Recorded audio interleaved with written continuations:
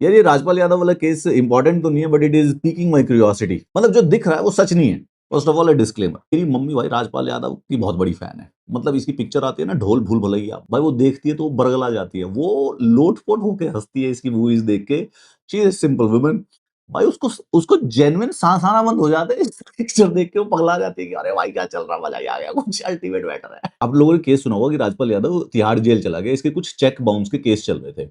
5 करोड़ का लोन लिया था, लेकिन उसके चेक दिए, वो बाउंस हो गए, उसका फाइन वाइन लग के इंटरेस्ट इंटरेस्ट लग के इस समय 9 करोड़ रुपए हो रखे हैं। परसेप्टिवली ऐसी स्टोरी बन रही है कि यार राजपाल यादव के इतने बुरे हालात हो गए हैं कि वो बेसिकली अपना कर्जा नहीं चुका पा रहा है। बट मेरा इंट्यूशन कहता है कि there is something more to it. एक तो पहले मैंने इनकी फिल्मोग्राफी देखी, तो मतलब 2024 में भी 6-7 पिक्चरें करी है, 2023 में भी 7-8 हो गई है, 2022 में भी 7-8 पिक्चरें है। मतलब ही इज गेटिंग वर्क, ठीक है, तो ऐसा तो है नहीं कि भाई बिल्कुल काम नहीं है।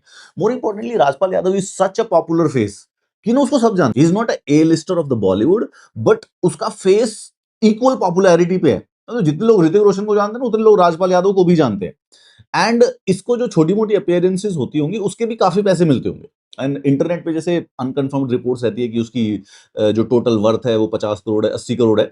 Even if they are wrong, he would have enough money, if he wants he could have paid that money. मतलब देखो, केस ये है कि इसने 5 करोड़ रुपए उधार लिए थे और इसने चेक दिए 7, और वो सातों के सातों चेक बाउंस हो गए। तो निचली अदालत ने हर एक चेक बाउंस के ऊपर 3 महीने की सजा सुनाई और साथ ही साथ 1.25 करोड़ रुपए का जुर्माना भी लगा दिया। इसने हाई कोर्ट में इसके अगेंस्ट अपील की, लेकिन केस में कोई मेरिट नहीं था, तो हाई कोर्ट ने इसकी अपील को खारिज कर दिया। तो इसीलिए कोर्ट में राजपाल यादव समझौते के लिए तैयार हो गया और पेमेंट के लिए भी तैयार हो गया। तो इसने कई बार पिछले 10 साल में एफिडेविट दिए कि मैं पूरी की पूरी पेमेंट करने के लिए तैयार हूं। एक बार 75 लाख रुपए की इसने एडहॉक पेमेंट कोर्ट में जमा भी करवाई, लेकिन उसके बावजूद बहुत ज्यादा जब टाइम बीत गया तो कोर्ट ने इसको 2 दिन का टाइम दिया कि भाई 2 दिन में अगर सारा पैसा दे देते हो तो ठीक है, नहीं तो आपको सरेंडर करना पड़ेगा।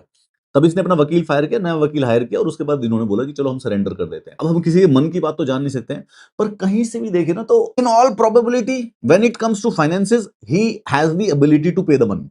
है तो सही, पैसे तो हैं, वही सी बात है, इसमें कोई शक की बात नहीं। Is doing good enough work, and इधर उधर छोटी मोटी अपीयरेंसेस, छोटे मोटे फंक्शंस में जाने के लिए इसको आराम से 5-10 लाख रुपए मिलते होंगे। एंड इंस्टाग्राम पे ही ये काफी पैसे कमा सकता है कोलैबोरेशन से। So he has that face value, he has that celebrity face value, जिससे इसको पैसे तो कमाते हैं। तो मतलब एज फार एज मेरी जो इंट्यूशन कह रही है वो ये कह रही है कि राजपाल यादव का मन नहीं है कि वो 9 करोड़ रुपए का कर्जा उतार दे। I don't know, again this is just a speculation. It is obviously, मेरे को भी ऐसा कुछ बहुत ज्यादा पता नहीं है। It's just that my intuition is not gelling with the case.